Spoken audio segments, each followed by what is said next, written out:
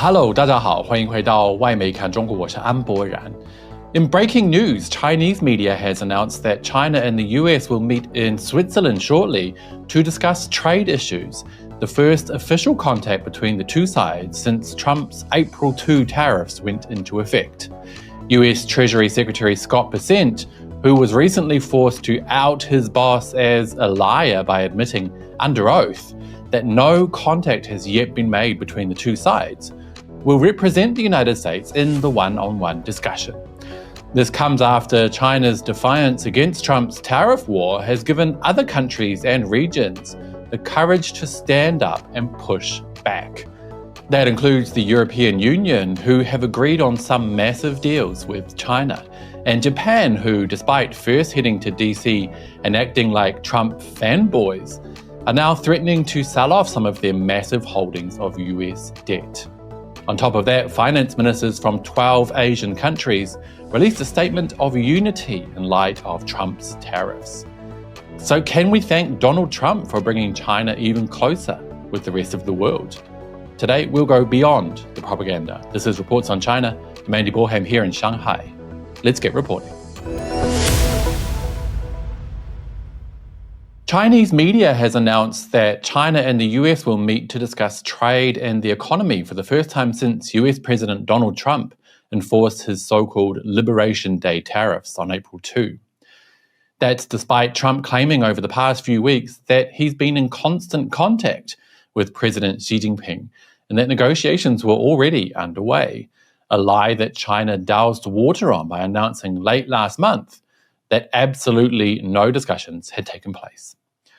Despite being exposed as fake news, Trump doubled down with his lie, but was ultimately outed by his own team as a liar when US Treasury Secretary Scott Bessent was forced to admit under oath that no talks between the world's two largest economies had taken place.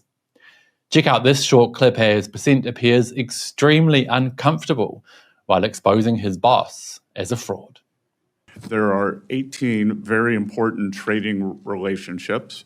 We are currently negotiating with 17 of those trading partners. China, we have not engaged in negotiations with as of yet.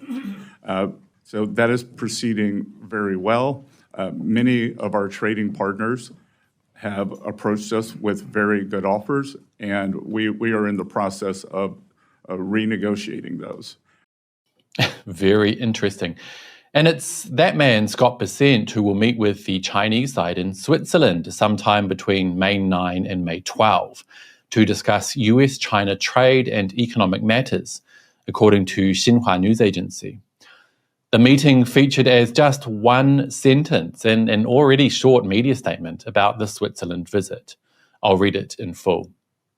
Chinese Foreign Ministry spokesperson announced on Wednesday that at the invitation of the government of Switzerland, He Lifeng, a member of the political bureau of the Communist Party of China Central Committee and vice premier of the State Council, will visit Switzerland from May 9 to 12. He will hold talks with Swiss leaders and relevant parties, the spokesperson said. During his visit, He, as the Chinese lead person for China-US economic and trade affairs, will have a meeting with the US lead person, Treasury Secretary Scott Bessent.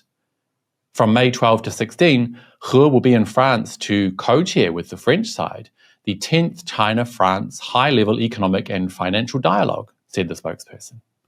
Don't you just love how matter-of-fact and undramatic Chinese media is? Why add anything more, right? The meeting between He Lifeng and Scott Bessent will obviously take place without President Trump in the room, which is already a massive concession considering he's long expressed his desire to be part of tariff talks, especially with the Chinese side. Trump likes to portray himself as some kind of genius negotiator, but that's been proven to be more fake news time and time again recently, as negotiation after negotiation has fallen flat. That includes talks with Japan, which fell over after a Japanese delegation headed to DC to kiss Trump's behind. No deal was reached, and now Japan, the world's largest foreign holder of US debt, with a whopping US $1.15 trillion in US treasuries, is threatening that it might consider selling off some of those securities if Trump doesn't start playing fair and showing some respect to the Japanese side. Does that sound familiar to you? If so, you've been paying attention. That's been one of China's demands from the very beginning, right back when China was the only country in the world fighting against Trump's tariff tantrum. China has always said that they're open to talk with the US only when Trump's administration shows due respect to the Chinese side. And it was exactly China's strength that has allowed other countries like Japan, albeit at a slower pace, to stand up to what is a fast declining and increasingly irrelevant country. Other states are standing up as well, including the European Union as a whole, which has finally seen the light and agreed to work with China in a respectful, win-win manner. China's Foreign Ministry spokesperson Lin Jian announced yesterday that as part of the 50th anniversary of official relations between China and the EU, the two sides will resume exchanges. He said, "Exchange between Chinese and EU legislatures has encountered setbacks over the past few years. Under the current situation, the two sides recognise the importance of enhancing dialogue and cooperation."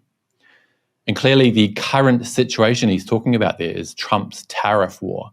He continues, "As agreed between the two sides, the Chinese side and the European Parliament decided to fully lift reciprocal exchange restrictions simultaneously.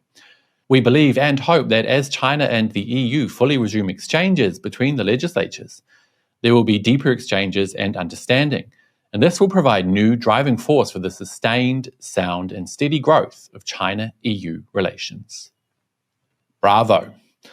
On top of that, China's Foreign Ministry announced yesterday that European Commission President Ursula von der Leyen and European Council President Antonio Costa have been invited to China for a summit planned for late July. And there's more.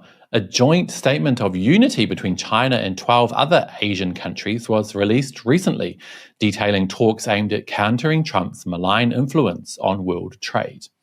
The 28th ASEAN Plus 3 finance ministers and central bank governors meeting took place on May 4 in Milan, Italy. Following the meeting, the 13 Asian countries issued a joint statement. Here's the part that relates to Trump's tariff war. Escalating trade protectionism weighs on global trade, leading to economic fragmentation, affecting trade, investment, and capital flows across the region. We urge international organizations to uphold multilateralism and promote free trade, analyze and monitor the potential impact of trade tensions on the global economy, and support their members in providing policy advice to manage the negative shocks that may arise. We will promote greater intra-regional trade and investment flows to strengthen the region's resilience against external shocks, to adjust to pre-existing and new challenges, and to support sustainable and equitable economic development. Nice one. I think you guys will agree with me when I say that over the past 10 years or more, everything the US does seems to push the world faster and faster towards multipolarity, towards a fairer world no longer run by an American hegemony. And that's the case now with Trump's hideous tariff war, which in my opinion has backfired spectacularly, showing the world again as clear as day that the US is not to be trusted, and that getting as far away as possible from Washington, D.C. is the right idea at this point in time. Thank you, Donald Trump. And on that note, that will be it for today, you guys. But as always, I'd love to hear your thoughts. Are you surprised at all by Bessent's admission that talks have not, as yet, occurred between China and the US? And what do you think the outcome of the first meeting in Switzerland will be? Let me know down below, and don't forget to hit like and subscribe if you haven't already. It really does help the channel. I'll see you all next time. Bye-bye.